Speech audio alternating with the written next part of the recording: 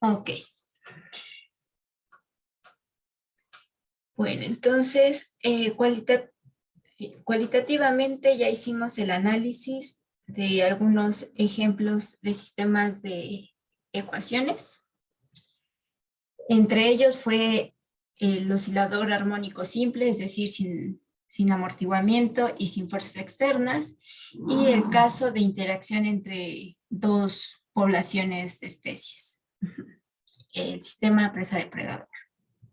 Entonces, en ese análisis cualitativo, en lo que se refiere al caso del oscilador armónico, vimos que las soluciones, cuando está explícitamente en nuestro marco de referencia donde vamos a graficar la variable independiente, en este caso el tiempo, las soluciones se ven como oscilaciones siempre de la misma amplitud porque no existe amortiguamiento. Y cuando representamos el oscilador armónico mediante un sistema de ecuaciones, donde estas dos ecuaciones son de primer grado, una de ellas tiene que ver con la posición de la masa y la otra con respecto a la velocidad de la masa. Entonces, es por eso que aquí, en este marco de referencia, tenemos dos soluciones, ¿no? Una se refiere a la posición y la otra a la velocidad de la masa. De cualquier forma, en ambos casos se tratan de oscilaciones. Si esto lo pasamos al retrato fase, que es el marco de referencia, donde solo interviene la información de las variables dependientes y de forma implícita está la variable independiente, en este caso el tiempo, entonces podemos ver que estas variables dependientes cumplen, en este caso particular, con estar en un círculo unitario.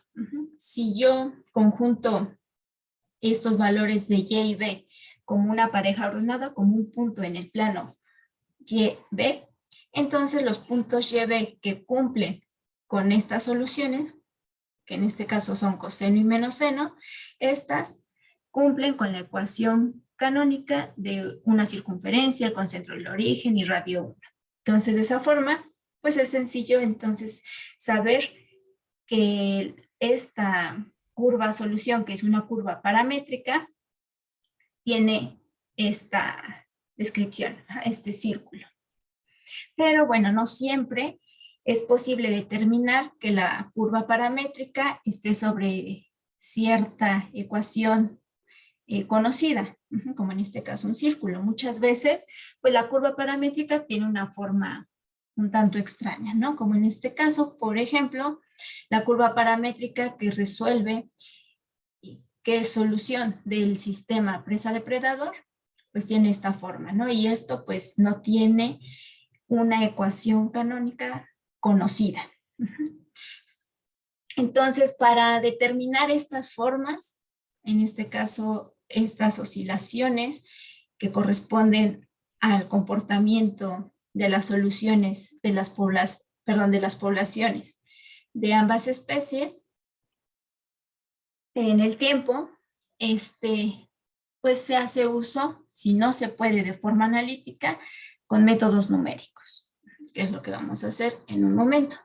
Entonces, en este caso particular, vimos que con esta condición inicial teníamos esta forma en las soluciones para las poblaciones y el retrato fase. Esas poblaciones se muestran a través de esta curva paramétrica. Entonces, como podemos ver, al igual que en el caso del oscilador armónico, aquí también tenemos un comportamiento oscilatorio, pero estas oscilaciones no corresponden precisamente a las funciones periódicas que conocemos, que son el seno, coseno, etc. Y esta forma también es una curva cerrada, pero no tiene la forma de curvas familiares o que estamos familiarizados con sus ecuaciones, como es el caso de círculos, elipses, etc. Pero bueno, entonces, ¿cómo podemos determinar estas formas de las soluciones cuando tratamos con sistemas de ecuaciones de este tipo? Entonces, para eso vamos a ver el método de Euler generalizado a sistemas de ecuaciones. Entonces, recordemos que un sistema de ecuaciones autónomo, que son como los sistemas de ecuaciones que hemos visto hasta el momento, y que son aquellos en los que las reglas de correspondencia de estas derivadas, solo existe dependencia de las variables dependientes, es decir, estas reglas de correspondencia que tenemos en el lado derecho de estas derivadas son expresiones algebraicas que solo involucran a las variables dependientes. No tenemos aquí de forma explícita a la variable t, que es la variable independiente. Entonces, a ese tipo de sistemas de ecuaciones se les conoce como sistemas autónomos. Entonces, nos estamos concentrando en ese tipo de sistemas de ecuaciones por el momento. Entonces, considerando un sistema autónomo de primer orden y con una condición inicial, este sistema siempre lo podemos representar de forma vectorial, donde un vector o la solución paramétrica de ese sistema de ecuaciones se puede ver como parejas ordenadas, como puntos sobre esa curva. Entonces, la curva paramétrica y de t estaría conformada por estas componentes, estas funciones componentes. Lo que está del lado derecho del sistema de ecuaciones correspondería a un campo vectorial y el lado izquierdo corresponde a la derivada de esa curva paramétrica. Entonces, en forma vectorial se puede reducir toda esta expresión a esto. Y bueno, la función vectorial correspondiente a ese campo vectorial va a ser tangente a las curvas solución. Es decir, si yo, una vez determinada la curva solución de ese sistema de ecuaciones, calculo, me paro en algunos de los puntos de esa curva y calculo el campo vectorial, la flecha correspondiente siempre va a ser tangente a esa curva. Entonces, básicamente, lo que nos está diciendo este campo vectorial, dado por las derivadas de las funciones componentes de la curva paramétrica, que es solución, es la velocidad con la que se mueve esa curva paramétrica. Y estos son los vectores tangentes a la función paramétrica. Bueno, entonces vamos a recordar rápidamente qué nos decía el método de Euler para el caso de una ecuación diferencial de primer orden y con esta condición inicial. Entonces, este método nos permitía construir una curva poligonal que se asemejaba a la curva solución. Entonces, lo que se hacía era, a partir de la condición inicial dada, nos parábamos ahí y evaluábamos ese punto en la función f de xy. Esta función lo que me dice es la pendiente de la solución en ese punto. dy en dx es la derivada de la variable dependiente, es decir, de la solución. Entonces, cuando evalúo esta f en el punto x0, y0, yo sé cuál debe ser la pendiente de la curva solución cuando pasa por ese punto x0, y0. Entonces, parada en ese punto x0, y0, uso esta pendiente para construir un segmento de recta. Y voy a ir sobre esa recta hasta el siguiente punto. Y ese siguiente punto va a estar determinado de acuerdo al tamaño de paso que me haya tomado. Una vez que llego al siguiente punto x1, y1, vuelvo a tomar esta función f de xy para rectificar la pendiente. Ahora, en lugar de usar la misma pendiente con la que partí del punto x0, y0, ahora voy a usar la pendiente que se genera cuando evalúo el punto x1, y1 en la función. Y entonces construyo otro segmentito de recta. Y así nos vamos. Hasta el enésimo paso. Eso al final lo que nos determina, pues es este tipo de curvas poligonales. Entonces, para poder construir un nuevo punto, necesito el punto anterior y la evaluación de la función dada por la ecuación diferencial en ese punto anterior. Y lo único que hacemos es estar construyendo rectas.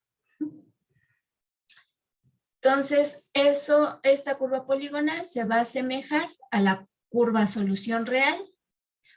Mientras más pequeño el tamaño de paso, vamos a tener mayores puntos sobre la curva poligonal, pero esta se va a asemejar todavía más a la curva solución. Bueno, entonces, eso mismo se va a generalizar para este caso de sistemas de ecuaciones. En lugar de tener segmentitos sin magnitud, sin tamaño específico, ahora no solo con este campo vectorial, no solo vamos a tener una orientación de estos segmentos, sino también su magnitud. Pero igual este campo vectorial me va a ir indicando la orientación que toma la curva solución, dependiendo en qué punto nos encontramos. Entonces vamos a ir ajustando esa curva poligonal que vamos a construir, dependiendo del valor del campo vectorial en esos puntos que vamos a ir tomando. Entonces vamos a partir de una condición inicial x0, y0, y ahora vamos a usar el campo vectorial. Ahora no solo tengo una sola ecuación, tengo dos ecuaciones.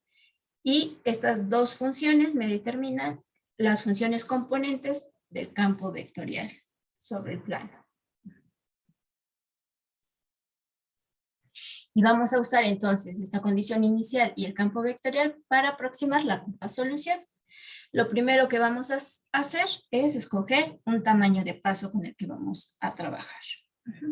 Un delta t. Entonces,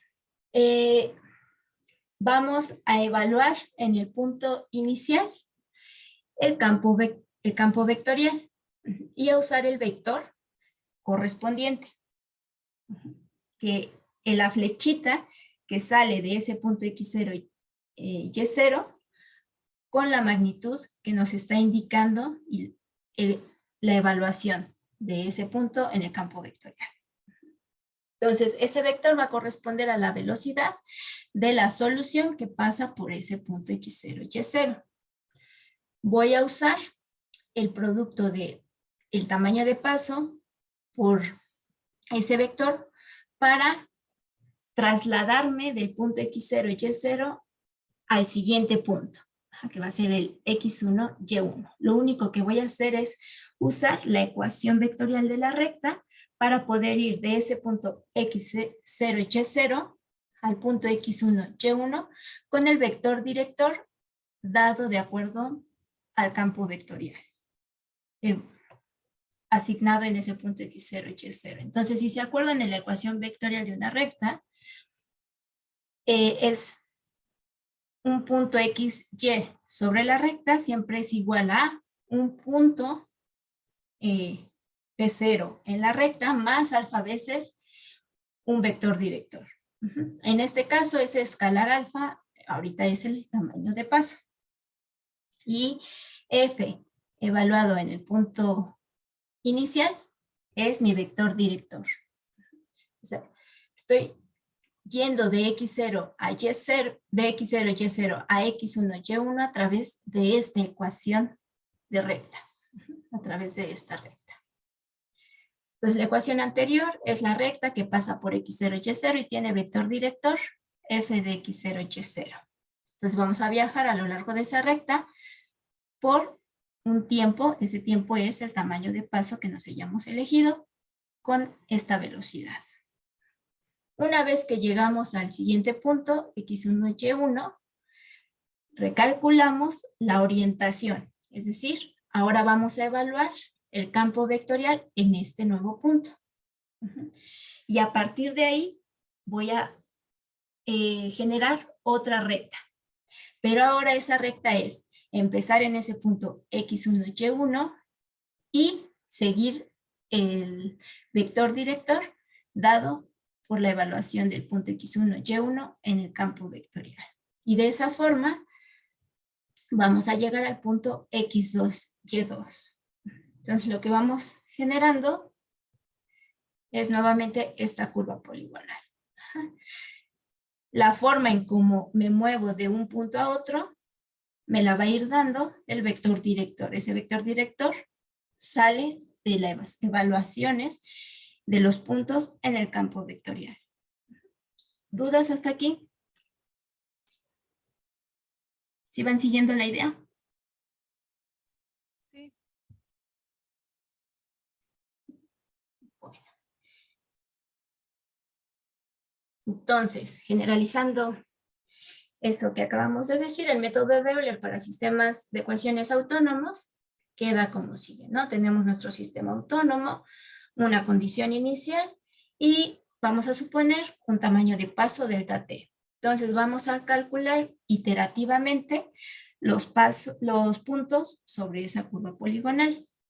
Entonces el punto n+1, el punto xn+1, yn+1 de la curva solución, se puede calcular conociendo el punto anterior y el campo vectorial en ese punto anterior. Entonces, lo que hacemos es evaluar en el campo vectorial, cuyas funciones componentes son estas reglas de correspondencia asociadas a las derivadas, para determinar la orientación o velocidad del campo vectorial en ese punto anterior. Una vez que ya tenemos ese vector director, vamos a calcular el punto n+1 mediante estas fórmulas. La coordenada x va a ser la coordenada x del punto anterior más mn delta t, donde esta mn es la primer componente del vector director. Y la segunda coordenada del punto n+1 va a ser la segunda coordenada del punto anterior, yn, más delta t, el valor de la segunda coordenada del vector director. Y donde m y n, pues, como les digo, son las evaluaciones del punto anterior en el campo vectorial. En concreto, para x es la evaluación en la función f y para y es la evaluación, perdón, para kn es la evaluación en la segunda función componente del campo vectorial. Bueno, entonces vamos a aplicar este método para el caso de esta ecuación diferencial. Entonces, esta ecuación diferencial, que es la de Van der Waals, ya la vimos y usamos un análisis cualitativo para medio entender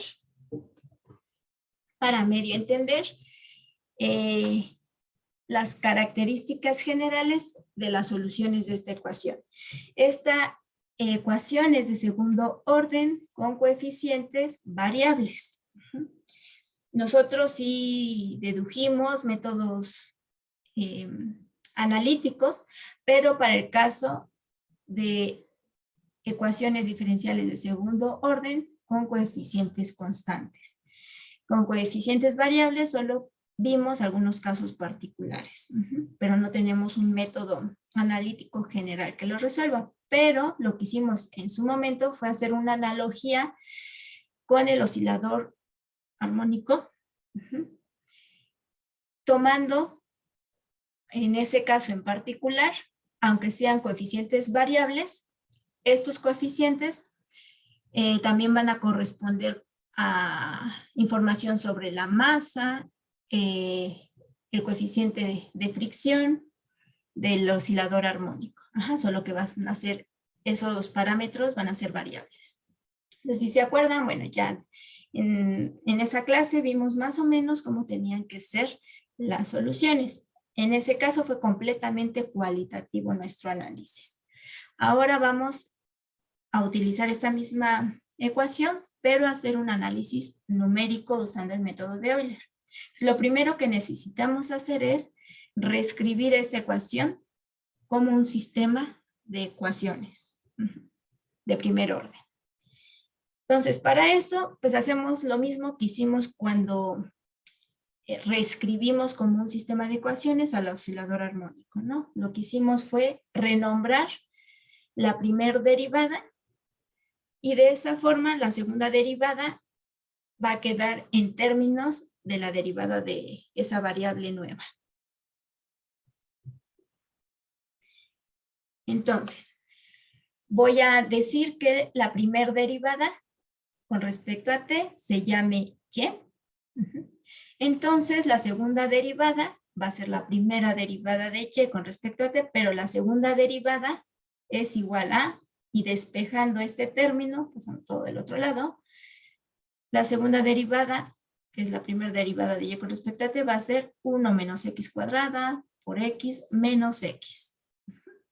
Y entonces, ahora sí ya puedo reescribir esta ecuación como un sistema de ecuaciones. Una ecuación va a ser la derivada de x con respecto a t igual a y. Y la derivada de y con respecto a t es igual a esto.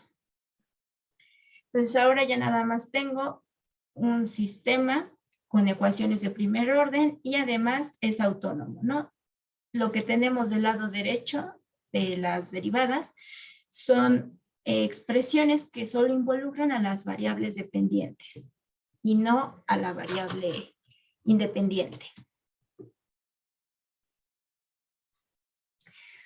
Bueno, entonces ahora vamos a suponer que tenemos una condición inicial, que esa condición inicial sea 1, 1, al tiempo t igual a 0. Y vamos a considerar un tamaño de paso de 1/4 de tiempo, de segundo, 0.25. Entonces, para calcular el primer punto, x1, y1, lo primero que necesitamos es estar parados en el punto x0, y0 y saber en qué dirección y con qué magnitud nos vamos a mover. Entonces, para eso tengo que evaluar este punto en el campo vectorial. Entonces, el campo vectorial va a estar dado como este vector con funciones componentes f y g. F es y, g es menos x más 1 menos x cuadrada por y. Entonces, evalúo el punto x0 y y0, es decir, el punto 1, 1. Entonces, la primera coordenada es del vector, va a ser 1. La segunda coordenada es menos x, que es 1, más 1 menos 1 al cuadrado por y, donde y también vale 1. Y esto me da el vector 1 menos 1. Entonces, este es el vector director con el que vamos a construir la recta que empieza en x0, y0, es decir, en 1, 1, y va a llegar al punto x1, y1. Entonces, esa ecuación de ese segmento de recta está dado de esta forma. x1, y1 es igual a el punto inicial más el tamaño de paso por el vector director, que fue 1, menos 1. Entonces, esto da como resultado este punto. 1.25, 0.75. Ahora, para calcular el siguiente punto, ahora necesitamos este punto x1, y1 y la evaluación del campo vectorial en este punto. Y construimos la recta mediante este tipo de ecuación vectorial. Entonces, calculamos x2, y2 Primero, evalúo el punto anterior, que es x1, y1, en el campo vectorial. Entonces, de acuerdo a las funciones componentes del campo vectorial, la primer componente es el valor de y, en este caso 0.75, y la segunda componente va a ser menos x, que es menos 1.25, más 1 menos x, que es 1.25 al cuadrado, por y. Hago estas operaciones y eso me da este vector director. Entonces, la ecuación del segmento de recta que va a ir de x1, y1 hasta el siguiente punto, que es x2, y2, va a estar dado por x1, y1 más el tamaño de paso por ese vector director, es decir, esto. Y esto me da el punto 1.44, 0.33. Entonces ya aquí tengo el punto inicial, el primer punto que es 1.25, 0.75 y el segundo punto que es 1.44, 0.33. Vamos a calcular otro punto más de la curva poligonal. Entonces, para esto necesitamos calcular el campo vectorial en el punto anterior, es decir, en este punto con estas coordenadas. Entonces, usando estas funciones componentes del campo vectorial, la evaluación del campo vectorial en este punto es su primer coordenada, es y, que es 0.33. Y la segunda coordenada es menos x, que es 1.44, más 1 menos 1.44 al cuadrado, por y, que es 0.33.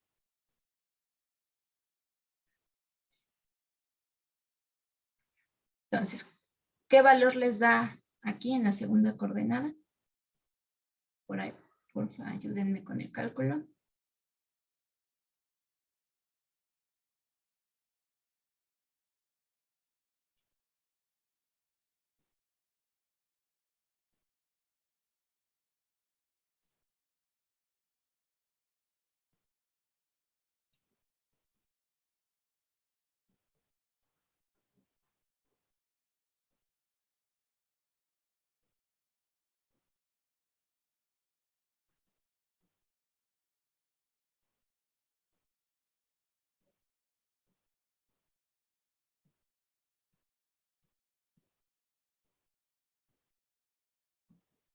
Ok, menos 1.79.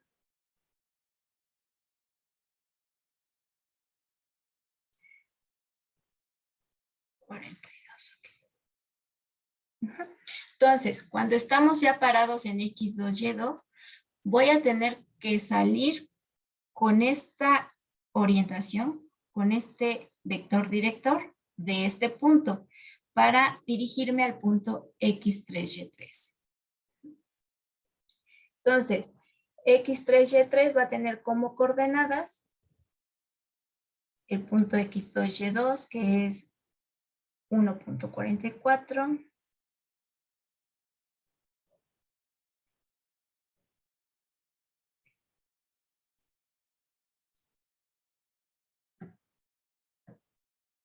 más el tamaño de paso, que es 0.25,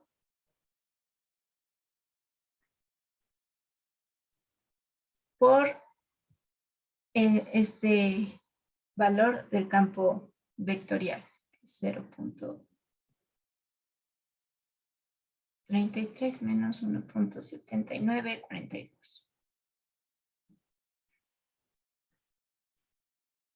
¿Y eso qué punto nos da? ¿Cuánto les da? 1.44 más 0.25 por 0.33.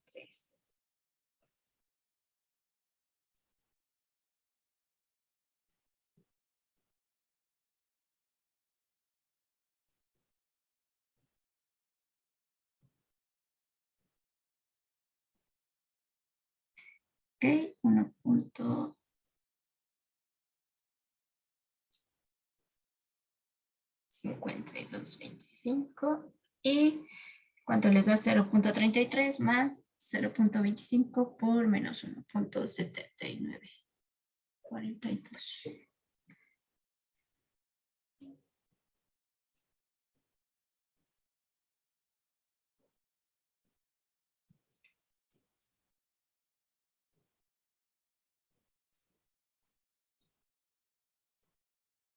Menos, ok, menos 0.1185.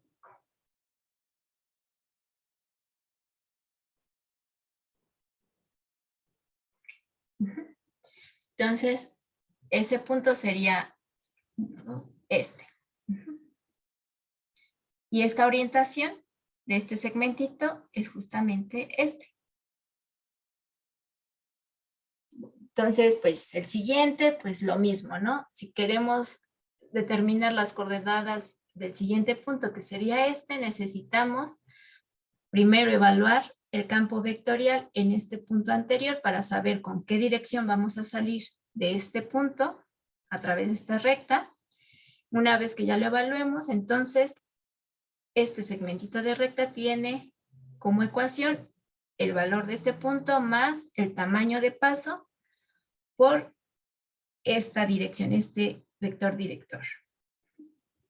Y así sucesivamente. Entonces aquí tenemos la curva poligonal para, me parece, 10 pasos con un tamaño de paso de 0.25. Mientras más fino sea el tamaño de paso, más trabajo de cálculo se requiere, pero mejor va a ser la aproximación.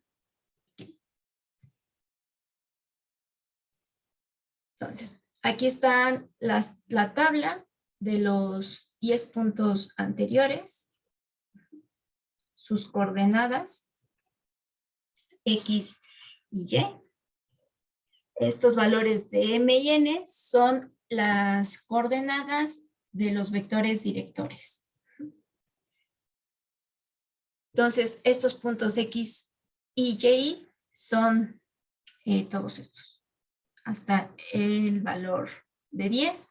Aquí en este gráfico se muestran la curva poligonal para 100 pasos, pero con un tamaño de paso de 0.1. Entonces, bueno, con 100 pasos ya podemos ir vislumbrando mejor en el retrato fase las características de esta curva. Esta curva no es cerrada, pero casi es cerrada. Ajá. Entonces, teniendo eso en mente, que casi es una curva cerrada, esperamos que las curvas solución de X y de Y, ya en el marco de referencia donde está explícito el eje del tiempo, pues estas tengan un movimiento oscilatorio. Entonces, bueno, aquí están las soluciones también a través del método de Euler y son las soluciones X y Y en el marco de referencia donde está explícitamente T. Para hacer eso necesitamos tener la información explícita del tiempo. Entonces, si nosotros iniciamos a un tiempo T0 igual a 0, en T igual a 0, nuestra condición inicial fue 1, 1, entonces, como el tamaño de paso es de 0.25, pues a medida que nos movemos entre puntos, lo único que va a ir cambiando en el valor de T es ese tamaño de paso, ¿no? Entonces, para el primer punto, mi tiempo fue de 0 a 0.25, del primer punto al segundo punto. La diferencia de tiempo también es de 0.25, es decir, vamos a ir de 0.25 a 0.5 y así, ¿no? Simplemente estamos sumando el tamaño de paso. Entonces, para la curva X de T, lo que usamos son estos puntos para su graficación. Y para la curva y de t, los puntos que están sobre esta son los que tienen coordenadas ti, y. Entonces, igual, para el caso de 100 pasos, tenemos que la curva se ve más o menos así. Entonces, si se fijan, efectivamente es oscilatoria las curvas, ¿no? No es una oscilación como estamos acostumbrados cuando vemos el seno, el coseno, como en el caso del oscilador armónico, pero finalmente, cualitativamente hablando, pues tiene la misma comportamiento, el mismo comportamiento oscilatorio. La amplitud no se va a mantener en un mismo rango, porque aquí podemos ver que es casi cerrada la curva, pero no es cerrada, ¿no? Entonces, a lo mejor va a ir incrementándose a medida que vamos girando. Entonces, la amplitud va a ir creciendo a medida que nos movamos en el tiempo. ¿Dudas? El método de Euler.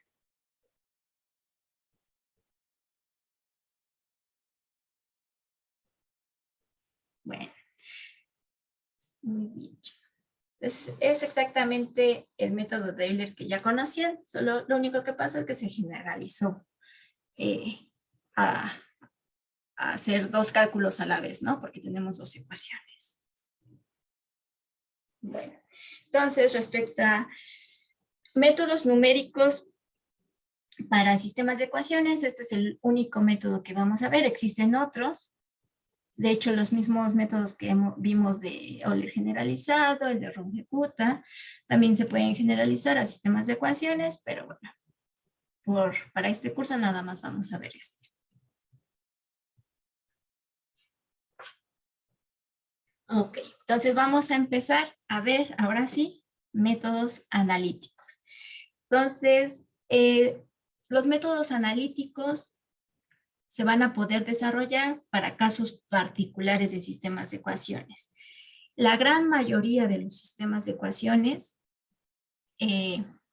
no se les va a poder dar una solución analítica, es decir, no vamos a poder llegar a una expresión algebraica explícita. Los casos más particulares donde sí podemos hacer eso es los dos que vamos a ver hoy y los que vienen en el siguiente bloque de lecturas, que son los sistemas lineales. De ahí en fuera, básicamente cualquier tipo de sistema se requiere un análisis conjunto entre método numérico y método cualitativo. Entonces, pues cuando uno trabaja con fenómenos en la realidad, pues generalmente los sistemas de ecuaciones que surgen son bastante complejos y por tanto es muy poco probable que los métodos analíticos que veamos puedan resolverlo a menos que linealicemos el sistema de ecuaciones. Ahí sí ya podríamos al linealizarlo llevar a cabo un método analítico. De no hacer esto, pues entonces solo nos queda el método numérico y cualitativo. Pero bueno, entonces vamos a ver los métodos analíticos que existen y para qué tipos de sistemas. Entonces, la clase pasada vimos cómo, dada una solución analítica para un sistema de ecuaciones, podemos verificar que sea efectivamente una solución, ¿no? Lo único que se hace es verificar que se cumpla el sistema de ecuaciones, que se cumplan estas derivadas. Entonces, por ejemplo, en el caso que vimos, tengo esta curva paramétrica dada por estas funciones componentes. Entonces, necesitamos verificar que la derivada de esta curva paramétrica sea efectivamente la evaluación de esa curva paramétrica en el campo vectorial, que den los mismos resultados. Entonces, la derivada de ella con respecto a t en componentes son estas derivadas. Si estas son mis funciones componentes y saco sus derivadas, tengo estos resultados. Por otro lado, calculo la evaluación en el campo vectorial de esta curva paramétrica, de acuerdo a estas reglas de correspondencia. Entonces, menos x más y es menos x más y me da al final este resultado. Para la segunda componente es menos 3x menos 5y, es decir, menos 3x menos 5y. Hago las operaciones y al final llego a este resultado. Si comparo con los resultados obtenidos cuando derivé la curva paramétrica, vemos que son exactamente iguales. Por tanto, esta curva paramétrica sí es solución del sistema de ecuaciones. Vamos a hacer otro ejemplo más y ahora sí ya entramos a los casos particulares donde ya podemos empezar a encontrar soluciones analíticas. Entonces vamos a considerar el sistema de ecuaciones dado de forma vectorial de esta forma. Mi curva paramétrica tiene funciones componentes x, t y t. El campo vectorial tiene funciones componentes 2x menos y, x menos 2y. Es decir, esta función componente sería dx en dt y esta función componente sería la derivada de y con respecto a t. Entonces vamos a verificar si esta curva paramétrica dada a través de estas funciones componentes es solución del sistema. Entonces lo que necesito calcular primero es la derivada de y con respecto a t. Es decir, la derivada de y, la derivada de y con respecto a t, arriba era la derivada de x.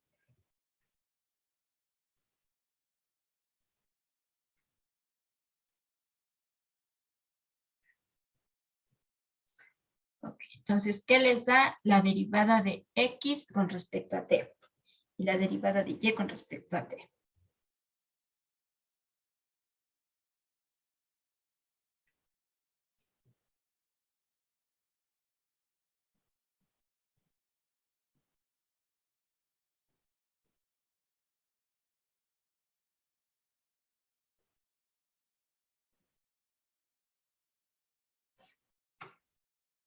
Así es. Entonces, aquí es menos e a la menos t. Y acá menos 3e a la menos t. Ahora tenemos que, por otra parte, ver cuánto vale evaluar esta solución supuesta en el campo vectorial. Entonces, es decir, necesito evaluar estas funciones componentes en el campo vectorial. Entonces, de acuerdo a las reglas de correspondencia de las funciones componentes del campo vectorial, la primer coordenada es 2x, esto es x, entonces 2e a la menos t, menos y, que es menos 3e a la menos t. Y la segunda componente es x, que es e a la menos t, menos 2 por y, que es 3e a la menos t. Ok. Entonces esto es 2 menos 3 menos e a la menos t. Y acá es e a la menos t menos 6 por e a la menos t. Menos 5e a la menos t. Entonces, ¿qué dice? Esta curva paramétrica y de t es o no solución del sistema. Si comparan estos resultados con estos resultados,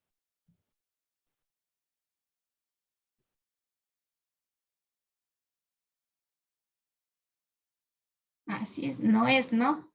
La primer componente sí es la misma, pero la segunda componente en un caso es menos 13 a la menos t, en otro caso es menos 5e a la menos t. Entonces, ya que la derivada de y con respecto a t no es igual a f de y, entonces y de t, dada como nos las dieron, no es solución.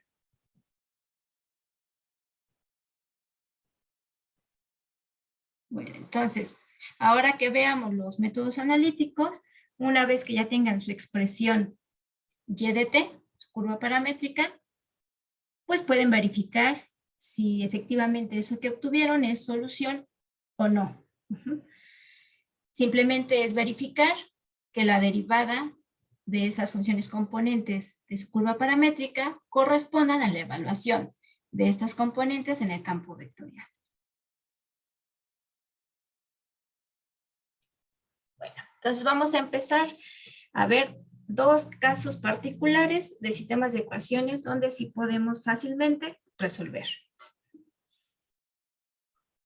Uno de ellos son los sistemas completamente desacoplados. Cuando vimos el sistema presa-depredador, en esa ocasión vimos que teníamos estos términos donde estos productos son el producto de ambas variables dependientes. Entonces, en ambas expresiones intervienen las dos variables, R y F. Cuando sucede eso, decimos que el sistema está acoplado. Cuando, al contrario, las expresiones a la derecha de las derivadas dependen solo de la variable correspondiente, en este caso, si estoy trabajando con la derivada de x con respecto a t, la función que está del lado derecho solo depende de x, y en el caso de la derivada de y con respecto a t, el lado derecho solo depende de y, en ese caso decimos que estamos en un sistema desacoplado.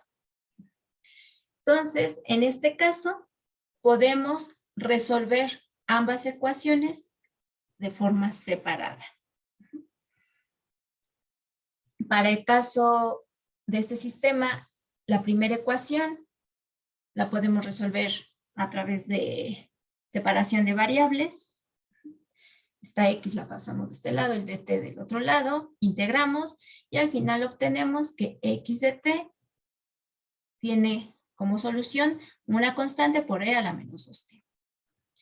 Para el caso de la derivada de y con respecto a t, también es una ecuación separable. Paso la y en el denominador y el dt como menos dt.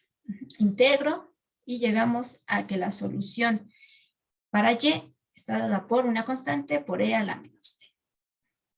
Entonces, mi curva paramétrica, y de t, que resuelve este sistema de ecuaciones, es aquella cuyas funciones componentes son x de t dada de esta forma y y de t dada de esta forma. Entonces, para verificar que efectivamente esto es solución, tendríamos que derivar de y con respecto a t y tengo un resultado y después verificar que menos 2 por x, que es esto, y menos y, que donde y es esto, corresponda a las coordenadas de la derivada de y con respecto a t.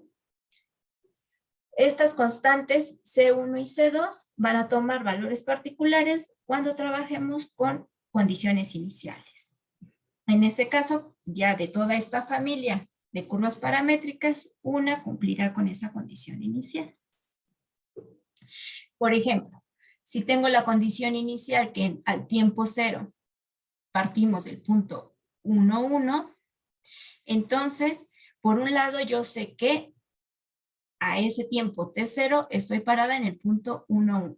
Por otro lado, yo ya sé cómo son las funciones componentes de esa curva paramétrica. Evalúo esas funciones componentes en t igual a 0, esto me da C1, C2, dos vectores o dos puntos son iguales, si son iguales entrada. Entonces aquí C1 vale 1 y C2 vale 2. Y C2 vale 1. Entonces, esta es la solución particular que resuelve este sistema de ecuaciones con esta condición inicial.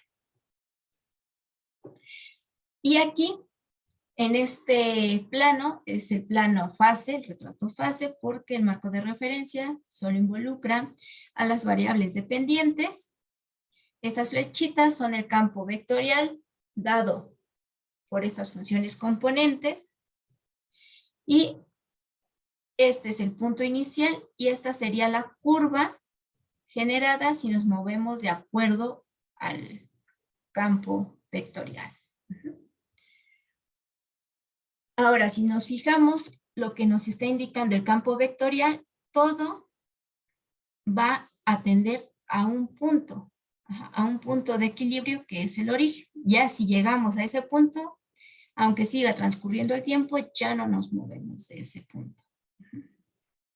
Entonces, si vemos la forma del campo vectorial, a lo mejor algunos pueden ver como que las curvas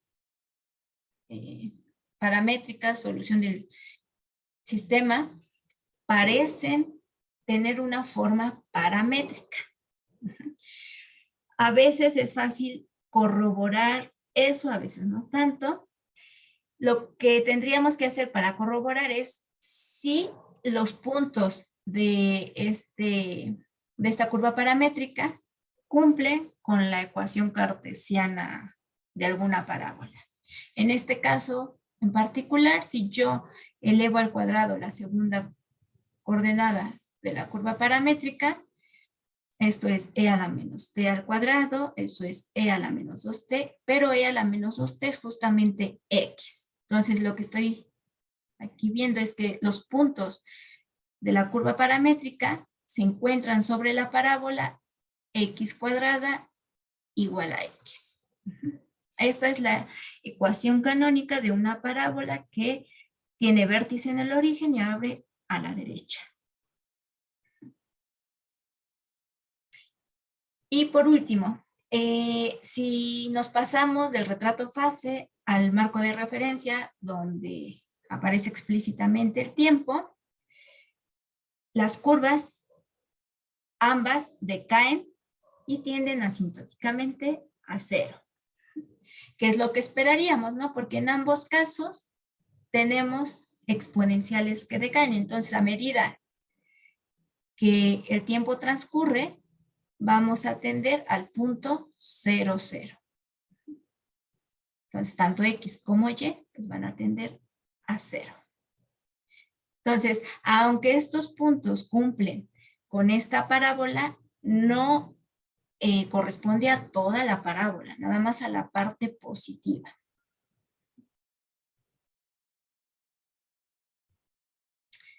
¿Alguna duda?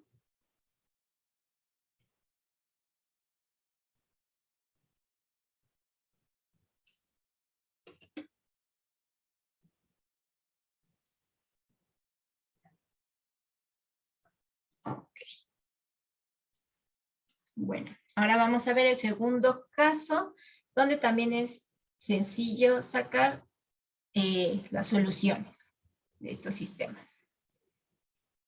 El siguiente es el sistema parcialmente desacoplado.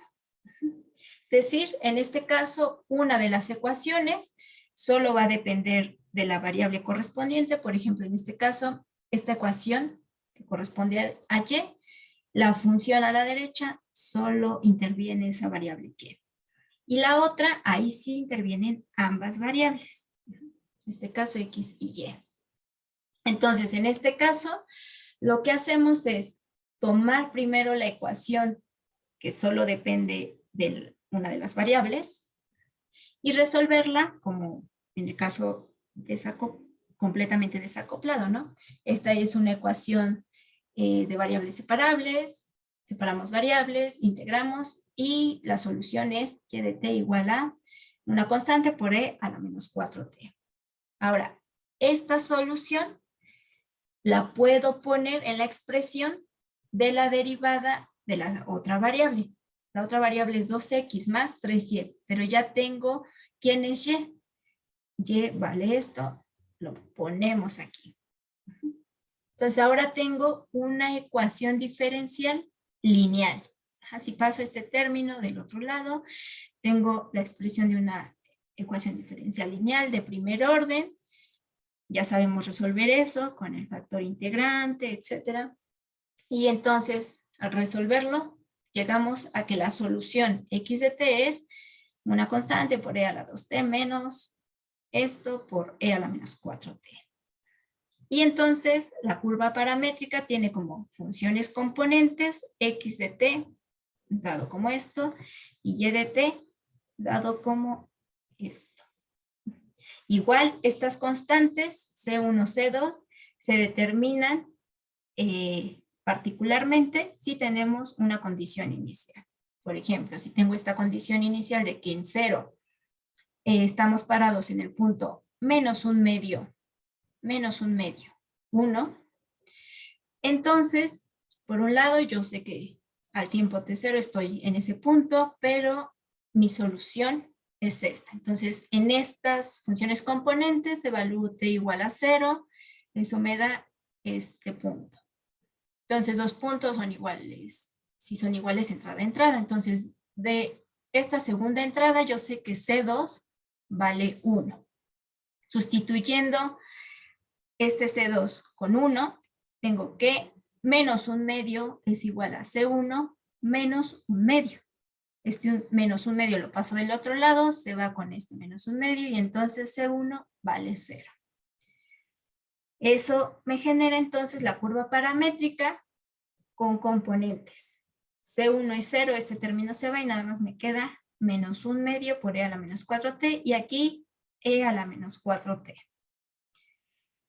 Esta es la solución particular para este sistema de ecuaciones con esta condición inicial. Aquí también se muestra el retrato fase con el campo vectorial y podemos ver que en general las flechas me indican ciertas tendencias. Estemos por arriba o por debajo del eje X, todas las soluciones, dependiendo dónde sea mi condición inicial, se están moviendo hacia el eje X, ¿no? Como es ya esta recta. Si estoy parada en esa recta, me alejo del origen. Y aquí en particular, vemos que si estamos parados en este punto inicial menos un medio 1, tendemos de forma recta a el origen. Si no estamos en esta recta, todo lo demás se acerca al eje X, pero se aleja del origen. Solo si estamos sobre esta recta, tendemos al origen. El estar sobre esta recta lo podemos verificar mediante esta razón. ¿Cómo es la razón o la proporción entre las funciones componentes de la curva paramétrica? Entonces, si divido y entre x de t, esto siempre es menos 2. O sea, la proporción es siempre menos 2. Es decir, vamos a estar parados sobre una recta. Otra forma de verlo es que y la puedo escribir como factorizo e a la menos 4t y este multiplica al vector menos un medio 1. Entonces, este es el vector que me está dando la orientación de movimiento y este es como la velocidad de movimiento. Entonces, a medida que el tiempo aumenta, vamos a decrecer porque esta es una exponencial decreciente, pero decrecemos de acuerdo a esta orientación, de acuerdo a menos un medio 1. Y bueno, si pasamos del retrato fase al marco de referencia donde está explícitamente t, así se verían las soluciones.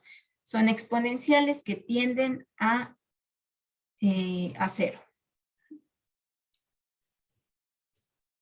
Bueno, estas características de que a veces aparecen como dos rectas a las que todo lo demás fuera de estas rectas al final tiende a estas rectas o se mueven de acuerdo a cómo nos están indicando lo que sucede el flujo sobre estas rectas, nos va a servir mucho esa característica cuando veamos los sistemas lineales. Entonces, justamente los sistemas lineales nos vamos a enfocar primero en resolver las rectas que me van a limitar de alguna forma el movimiento de cualquier otra solución fuera de ellas. Bueno, chicos, pues entonces con esto, de hecho, terminamos este bloque en el que estamos. Ya la siguiente clase estaríamos en el siguiente bloque, que ya son ecuaciones, sistemas de ecuaciones diferenciales lineales. Entonces, como ya acabamos este bloque, pues necesitan otra tarea, ¿no? Entonces, este estuvo rápido. Yo sé que la tarea, ¿en cuál estamos? En la 5, pues todavía hasta el domingo la entregan. Entonces, para no abrumarlos de ahorita de tanta información y que se les sigan juntando la información, el próximo viernes no tenemos clase. Mejor intenten dedicarse a la tarea 5 para que sí la entreguen el domingo, porque en esta ocasión pues no va a haber oportunidad de mover la fecha de entrega a un día posterior. Y pues ese día subiríamos la siguiente tarea. La tarea 6 va a ser más pequeña, unos 5 o 6 ejercicios, porque pues el bloque estuvo pequeño y es más bien de tipo cualitativo y bueno, a lo mejor va a aparecer un ejercicio numérico de aplicar el método de Euler, lo demás es básicamente cualitativo, ¿no? Entonces, pues para que podamos avanzar con un buen ritmo en la parte de sistemas lineales, mejor ahorita los dejo que terminen su tarea 5 y ya la próxima semana, bueno, empezamos el siguiente bloque, pero ya tendrán ahí la tarea 6. Dejaríamos la tarea 6 el fin de semana, yo creo que el domingo. ¿Vale? Bueno, chicos, entonces no sé si tengan alguna duda, comentario.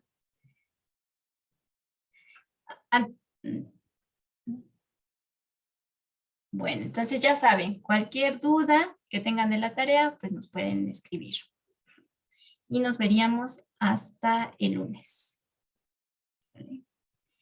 Bueno, chicos, se cuidan. Bye. Muchas gracias, nos vemos.